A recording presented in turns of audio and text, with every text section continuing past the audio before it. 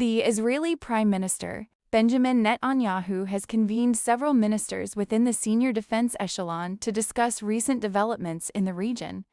Israeli officials believe that a U.S. strike on Iran is still an option, as the United States Armed Forces continue to reinforce their military presence in the Middle East, amid the possibility that U.S. President Donald Trump may order an attack against Iran. The aircraft carrier USS Abraham Lincoln and its strike group are moving toward the region, expected to enter U.S. Central Command within days, escorted by 2 destroyers. At the same time, a dozen U.S. F-15 fighter jets have arrived in Jordan with additional aircraft and cargo planes heading into the theater, including to the strategic base at Diego Garcia. U.S. officials told Israeli media that all options are now on the table as Washington builds the force needed to give President Trump real military choices against Iran.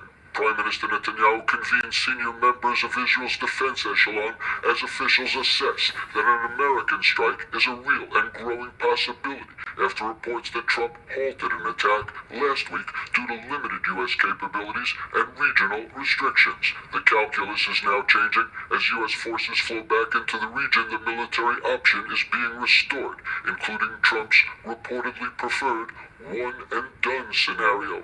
That is, a dramatic strike that could even target Supreme Leader Khamenei. Iran's president is warning such a move would mean full-scale war. In a post, President Pezeshkian accused the United States and its allies of waging a long-standing campaign of hostility against Iran.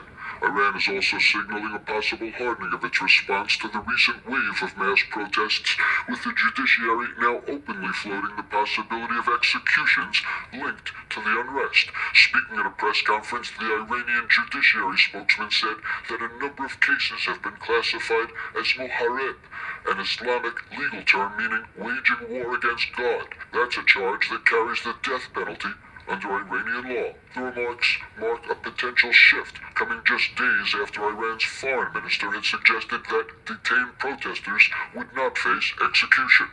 The clerical regime has routinely blamed widespread unrest on foreign enemies, including the United States and Israel, as it moves to reassert control following weeks of deadly demonstrations.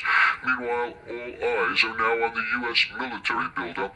In Iran, many millions who oppose the Ayatollah's regime are wondering whether President Trump's promised help is now truly on the way.